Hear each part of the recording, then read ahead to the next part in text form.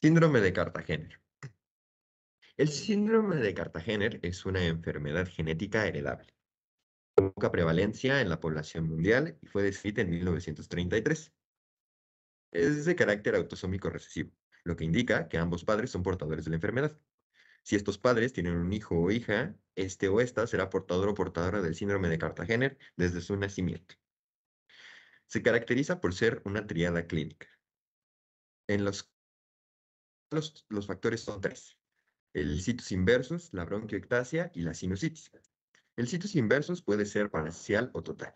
Si es parcial, se le conoce como dextrocardia, en donde solamente se ve afectada la posición del corazón. Y si es total, entonces se produce un efecto espejo, en donde el corazón queda situado a la derecha y el hígado queda situado a la izquierda. Esto es una consecuencia de una mala disposición de los órganos durante la etapa de embriogénesis debido a la falta de actividad ciliar. Un poco más a fondo, el origen del síndrome de Cartagener. Al tratarse de una enfermedad genética, las causas de este síndrome se deben a mutaciones genéticas en distintos genes, los cuales están asociados a los cilios. No se conoce a ciencia cierta cuántas y cuáles son las mutaciones totales del síndrome de Cartagener, pero sí se han descrito más de 30 genes. Dos de los más estudiados y los responsables del movimiento de los cilios, los genes DNAH5 y DNAI1. Las mutaciones en estos genes provocan la pérdida de los brazos de Dineen. La principal causa del síndrome de Cartagena es la deficiencia ciliar. Es una enfermedad genética que afecta el movimiento de los cilios, que es un papel importante en la nariz, oídos y vías respiratorias del pulmón, removiendo partículas y gérmenes a través de la mucosidad. El movimiento se encarga de movilizar las secreciones a las vías aéreas grandes para posteriormente ser expulsadas a través de la tos o ser tragadas. Esto se le llama limpieza mucociliar, que es una de las principales defensas de los pulmones. También pueden llegar a tener anormalidad en el desarrollo o posicionamiento final de los órganos, ya que los cilios se encargan de esto. Los principales síntomas de esta enfermedad es la triada clínica por situs inversus, sinusitis y bronquioectasia. La situs inversus es el posicionamiento erróneo de los órganos. Sinusitis es la inflamación de los senos paranasales por la acumulación de mucosa en ellos. Y la bronquiectasia es la dilatación de los bronquios por la dificultad de expulsión de mucosa. Otros síntomas son la tos, rinitis, otitis, afección en los riñones, infertilidad y problemas en el sistema nervioso central. Para el diagnóstico se utilizan análisis de células nasales epiteliales y las células de los bronquios para poder medir la movilidad ciliar, la rotación de las células epiteliales nasales, así como valorar el valor y volumen del óxido nítrico, que normalmente en personas con síndrome de Cartagener es menor, y pruebas genéticas. En cuanto a los tratamientos del síndrome de Cartagena, puede variar dependiendo de la edad de la persona y de la gravedad de los síntomas. Por ejemplo, en los bebés y los niños pequeños con el síndrome de Cartagena, el tratamiento puede incluir medidas para controlar las infecciones respiratorias, como el uso de antibióticos y otros medicamentos para evitar infecciones respiratorias recurrentes. También puede ser necesario usar un humidificador para mantener la humedad en el aire que se respira y evitar la sequedad de las vías respiratorias. Normalmente en los adolescentes y en los adultos jóvenes con el síndrome de Cartagena, el tratamiento puede incluir medidas para controlar las infecciones respiratorias y mejorar la función pulmonar. Esto puede incluir el uso de medicamentos como antibióticos e inhaladores, así como cambios en el estilo de vida, como evitar el humo del tabaco o el mismo ambiente. Es importante tener en cuenta que cada persona es diferente y que el tratamiento del síndrome de Cartagena debe adaptarse a las necesidades y circunstancias individuales. Por lo tanto, es importante que cada persona con el síndrome trabajen en equipo para la atención médica para obtener un tratamiento personalizado y controlar sus síntomas. Estudios de imagen. Estos estudios, como su nombre lo indica, muestran una imagen interna del cuerpo del paciente para el que el médico tenga una imagen acerca de su padecimiento y logre un mejor diagnóstico. Para el diagnóstico del síndrome de Cartagener, los estudios de imagen más acertados y adecuados para este padecimiento es rayos X y la tomografía. Un ejemplo de estos estudios son estos que fueron realizados en un paciente varón de 20 años diagnosticado con síndrome de Cartagener. En la imagen 1 se muestra una radiografía de tórax posteroanterior. dextrocardia, que está indicado con la flecha negra, y bronquiestasias basales izquierdas, que están indicados con la flecha blanca. En la imagen 2 es una tomografía del tórax. En el inciso A se puede ver una reconstrucción coronal, con dextrocardia señalizada con flecha negra, bronquiectasias cilíndricas con flecha blanca, y abajo, que es en el inciso B, se muestra un corte axial a nivel del hemiabdomen superior, hígado a la izquierda indicado con un asterisco, vaso a la derecha indicado con un signo de más. Esta tomografía está diagnosticada como situs inversus total. Caso clínico.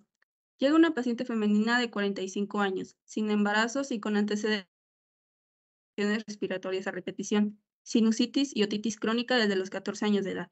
Acude al servicio de emergencias por presentar fiebre, tos, expectoración óptica y malestar general, desde hace 20 días con dificultad respiratoria y episodios de disnea.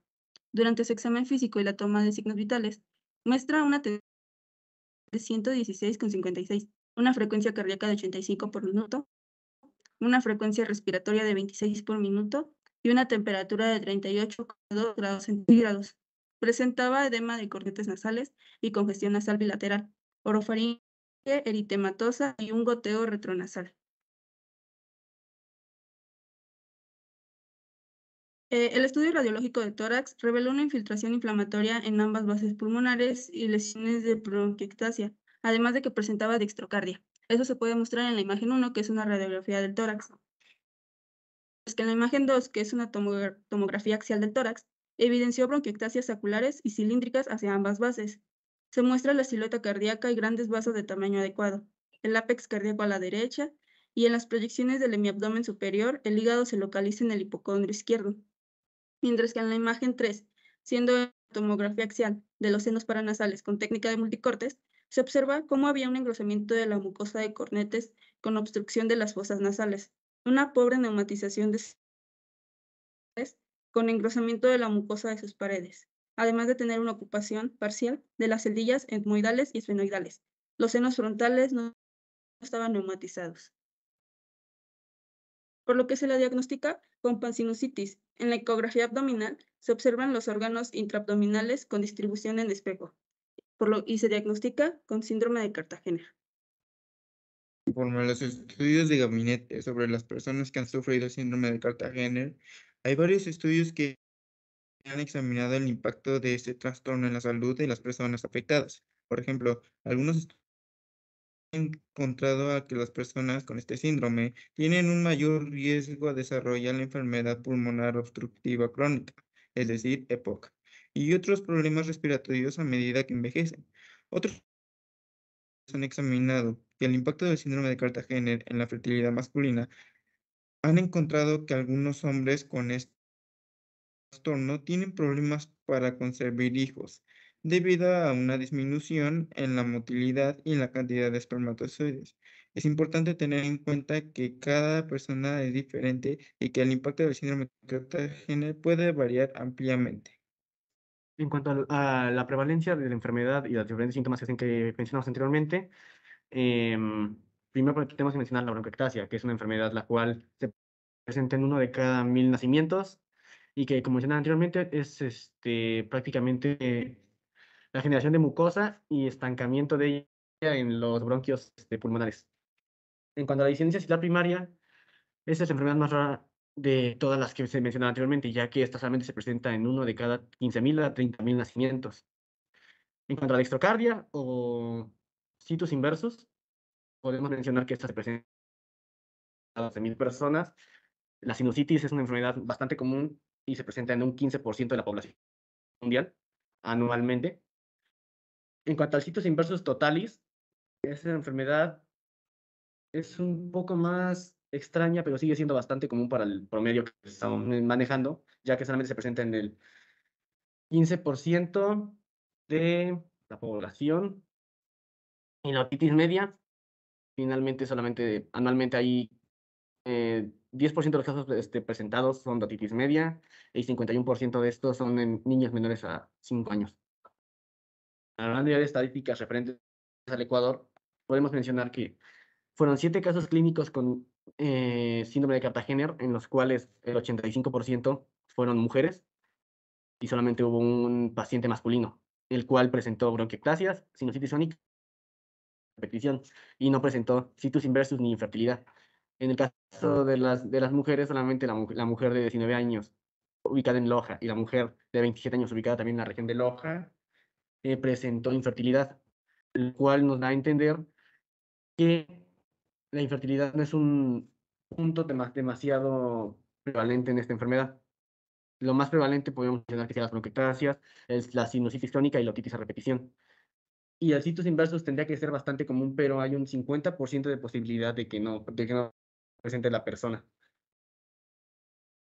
Finalmente, pues, cabe mencionar que hubo una mayor ubicación de casos en Loja debido a que en esa área hay muchas relaciones entre parientes y por lo al reproducirse entre ellos, los genes se debilitan y producen, pues, justamente esto, el síndrome de Cartagena, que afecta a los cilios y afecta los flagelos pues, de cualquier estructura que los ocupe en el cuerpo.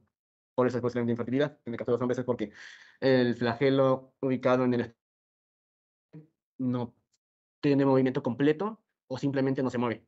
Y en el caso de las mujeres, es por los cilios ubicados en las trompas de falopio que no permiten el movimiento del óvulo hacia las trompas de falopio.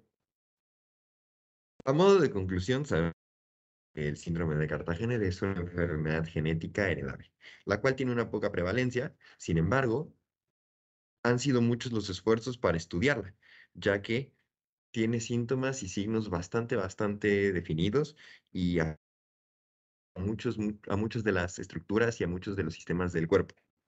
Por lo tanto, aunque es interesante, nos parece que es muy bueno saber sobre este síndrome, ya que no sabemos si el día de mañana nos podemos encontrar con un caso clínico similar a esto.